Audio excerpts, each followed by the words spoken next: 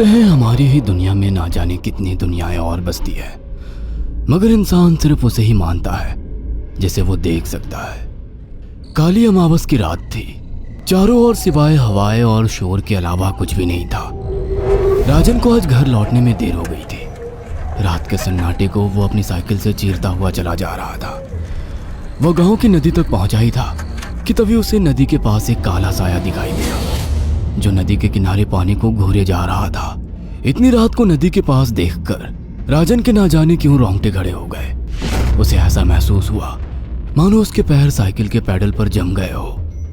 राजन कपकपाते हुए होठों से बोला, कौन है वहां पर? राजन ने इतना बोला ही था कि अचानक वो साया बिजली की रफ्तार से दौड़ता हुआ राजन के नजदीक आ गया। राजन की नजर जैसे ही उस साये पर पड़ी, उसके हलक से एक भयानक चीख निकल गई। इस घटना के 1 महीने बाद अर्जुन का सारा ध्यान ड्राइविंग पर था। उसकी पत्नी शिखा कार में ड्राइविंग सीट के बगल में बैठी हुई एक मैगजीन पढ़ रही थी। शिखा ने मैगजीन रखकर अर्जुन की ओर देखकर कहा, और कितनी दूर रह गया है तुम्हारा गांव अर्जुन? बस थोड़ी दूर रह गया है, आधे घंटे में हम पहुंच जाएंगे। तुम्हारे चेहरे पर इतनी टेंशन क्यों है? टेंशन क्यों नहीं होगी शिखा, मैंने अपनी माँ को बगैर बताए तुमसे लंदन में शादी जो कर ली। पता नहीं माँ तुम्हें देखकर कैसे रिएक्ट करेगी। डोंट वरी अर्जुन, मुझ पर भरोसा रखो। तुम्हारी माँ को मनाने की जिम्मेदारी मेरी है। आई होप शिखा ऐसा ही हो। यकीन मानो अगर ऐसा हुआ ना तो मेरे ऊपर से एक बहुत बड़ा बोझ उतर जाएगा। अब मुस्कुरा भी दो यार। अच्छा, तुम बता रहे थे कि गांव में तुम्हारी बहुत बड़ी हवेली बनी हुई है, कुछ बताओ ना अपनी हवेली के बारे में। अरे 15 मिनट में हम वैसे भी पहुंचने वाले हैं, तुम खुद देख लेना। कुछ ही देर में अर्जुन अपने गांव वीरपुर अपनी हवेली में खड़ा हुआ था। अर्जुन की मां अर्चना देवी अर्जुन के स्वागत के लिए हवेली के बाहर खड़ी हुई थी। अर्जुन ने दौड़कर अपनी मां के पैर छुए और डरते हुए बोला, ये शिखा है मां, मेरी पत्नी। हम दोनों ने लंदन में शादी कर ली। अर्जुन की बात सुनकर अर्चना देवी मुस्कुराकर बोली, कोई बात नहीं बेटा, एक ना एक दिन तो तुझे शादी करनी ही थी। इतना बोलकर अर्चना ने अपनी बहू को गले लगा लिया और वो अंदर आने का इशारा करती हुई वहां से चली गई। अर्जुन को अपनी मां का ये बिहेवियर देखकर बहुत ज्यादा हैरत हुई। उसे उसकी मां इस बार बहुत बदली हुई सी लगी। अर्जुन पूरे 10 साल बाद लंदन से आया था। अर्जुन उन्हीं ख्यालों में खोया हुआ था कि उसके कानों में उसकी पत्नी शिखा की आवाज टकराई। अब क्या बाहर ही खड़े रहने का इरादा है क्या? अंदर नहीं चलोगे? कौन से ख्यालों में गुम हो गए? मुझे लगा था माँ को मेरी शादी के बारे में जानकर बुरा लगेगा, मगर माँ को तो जैसे कोई फर्क ही नहीं पड़ा। अजीब आदमी हो, ये तो अच्छी बात है। मुझे मेहनत करने की जरूरत ही नहीं पड़ी। चलो अब अंदर भी चलो। अर्जुन और शिखा अंदर की ओर चले गए। अर्जुन ने देखा कि उसकी हवेली में सन्नाटा पसरा हुआ था। उसे याद था कि उसकी हवेली में बहुत सारे नौकर चाकर हुआ करते थे। डाइनिंग टेबल पर डिनर के दौरान अर्जुन अपनी माँ से जो बोला वो सुन उसकी पत्नी शिखा और रहस्यमय अंदाज में मुस्कुराकर लगातार देखे जा रही थी। माँ, हवेली के सारे नौकर कहाँ गए? मैंने सबको छुट्टी दे दी बेटा। लेकिन क्यों माँ, तुम्हें तो काम करने में बहुत ज्यादा तकलीफ होती होगी। नहीं बेटा, मुझे कोई तकलीफ नहीं होती। कुछ वक्त से मुझे सुकून और सन्नाटा अच्छा लगता है। अर्जुन इससे पहले अपनी माँ से कुछ कहता कि उसकी माँ ने उसे बोलने से रोक दिया। अर्जुन चुपचाप खाना खाने लगा। खाने के बाद अर्जुन और शिखा बेडरूम में चले गए। अर्जुन बेड पर सोच में लेटा हुआ था कि अचानक शिखा अर्जुन से लिपट गई और वासना का तूफान अपने चरम पर पहुंच गया था। अचानक शिखा को दरवाजे पर 2 लाल लाल आंखें दिखाई दिए। उसे ऐसा लगा जैसे कि कोई उसे देख रहा हो। शिखा ने तुरंत बेड से उठकर अपने कपड़े पहन लिए। क्या हुआ शिखा? अर्जुन, मुझे ऐसा लगा जैसे कोई हम दोनों को देख रहा हो। पागल हो गई हो क्या? हवेली में सन्नाटा पसरा हुआ है, एक भी नौकर चाकर नहीं है। तुम्हें वहम हुआ होगा। तुमने तो सारा मूड खराब कर दिया शिखा, अब सो जाओ।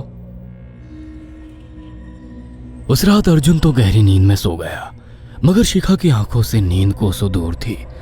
अगली सुबह शिखा जल्दी उठकर किचन की ओर चली गई, मगर उसने देखा कि उसकी सास अर्चना नाश्ता तैयार कर चुकी थी।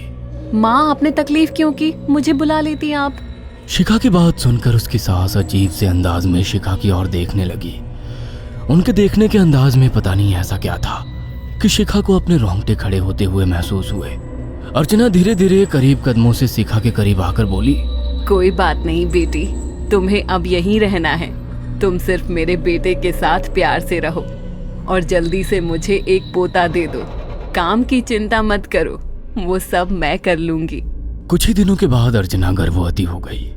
उसे हवेली में रहते हुए 6 महीने से ज्यादा वक्त हो चुका था और इन 6 महीनों में उसने नोट किया कि जब से वो गर्भवती हुई है, उसकी सास अचानक से आकर उसके पेट पर हाथ फेरने लगती और अजीब से अंदाज में उसके पेट को घूरने लगती।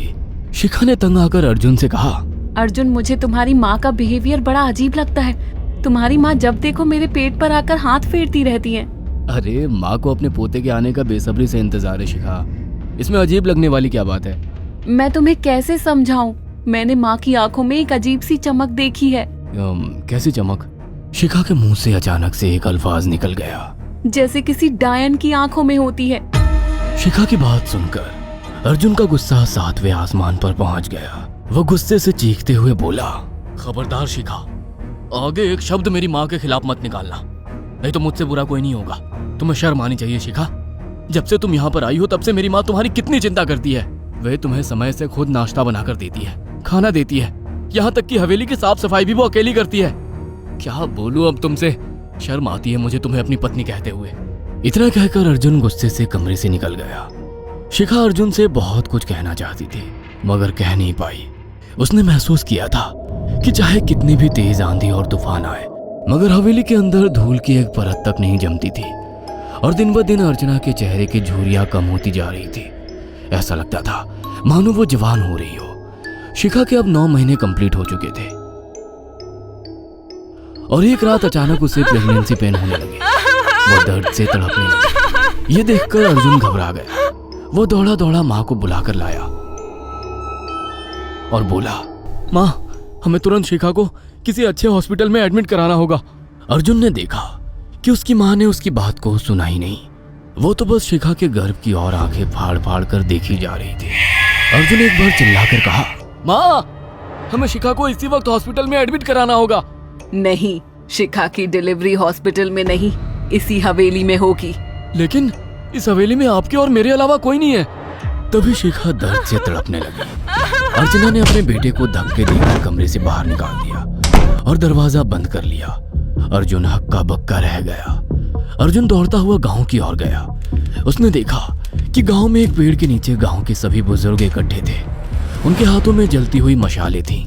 अर्जुन उनके पास पहुंच गया और बोला, मेरी मदद कीजिए, मेरी बीवी को प्रेगनेंसी दर्द हो रहे हैं। आप प्लीज किसी दाई को बुला लीजिए, जितना पैसा चाहिए देने को मैं तैयार हूँ।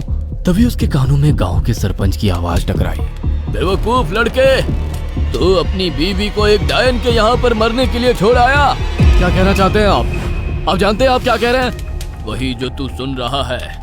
तेरी माँ एक डायन है। इन गांव वालों के हाथों में जो मशाले देख रहा है ना, हम तेरी ही हवेली में आग लगाने जा रहे थे। तेरी माँ ने इस गांव में ना जाने कितने नौजवानों को मार कर खाया है। तेरी माँ एक डायन है। लगता है आपका दिमाग खराब हो गया है। आप जानते भी हैं मैं कौन हूँ? हाँ, मैं जानता हूँ। तू ठाकुर धीरेन्द्र प्रताप का बेटा है। तेरे पिता को शक हो गया था कि तेरी माँ एक डायन है, इसीलिए उन्होंने तुझे हमेशा उससे दूर रखा। पहले तेरी माँ ने तेरे पिता को मारा और धीरे धीरे करके वह हवेली के सारे नौकरों को मार कर खा गई और फिर गांव वालों को भी मारने लगी। और अब तो तेरे होने वाले बच्चे को खाएगी, क्योंकि डायन को नवजात शिशु का मांस खाना बहुत पसंद होता है। अगर मेरी बात पर यकीन नहीं है तो चलकर मेरे साथ तो खुद अपनी आंखों से देख ले। इतना कहकर सरपंच अर्जुन को लेकर हवेली की ओर चल पड़ा। उसके पीछे कई लोग थे जो जलती मशाले पकड़े हुए थे। हवेली के अंदर घुसकर उन्होंने उस कमरे के दरवाजे को तोड़ दिया जहाँ पर शिखा थी। कमरे का मंजर देखकर अर्जुन के रोंगटे खड़े हो गए। उसने देखा कि उसकी माँ एक बेहद भयानक रूप में उसके बच्चे का मांस खा रही थी और उसकी पत्नी शिखा फर्श पर मरी हुई पड़ी थी और पूरा फर्श खून से लाल था। अर्जुन को अपनी आंखों पर यकीन नहीं आ रहा था कि तभी उसकी माँ उसके ऊपर झपटी। सरपंच ने चीखकर कहा, अरे इस डायन को आग लगा दो, जिंदा जला दो इसे और साथ ही साथ इस हवेली को भी। सभी लोगों ने जलती हुई मशालें डायन के ऊपर फेंक दी। देखते ही देखते डायन दर्द से चीखने और चिल्लाने लगी। और कुछ ही देर में वो जलकर राख हो गई। हवेली में आग लगते ही सभी लोग अर्जुन को खींचकर बाहर ले आए। अगले दिन अर्जुन अपनी पत्नी की यादें साथ लेकर आंखों में आंसू लिए दोबारा लंदन वापस चला गया। अगर आपको हमारी ये कहानी पसंद आई हो तो इसे लाइक और शेयर करना ना भूलें। साथ ही ऐसी और नई कहानियों के अपडेट्स पाने के लिए हमारे चैनल अक्षु टीवी को जरूर सब्सक्राइब करें।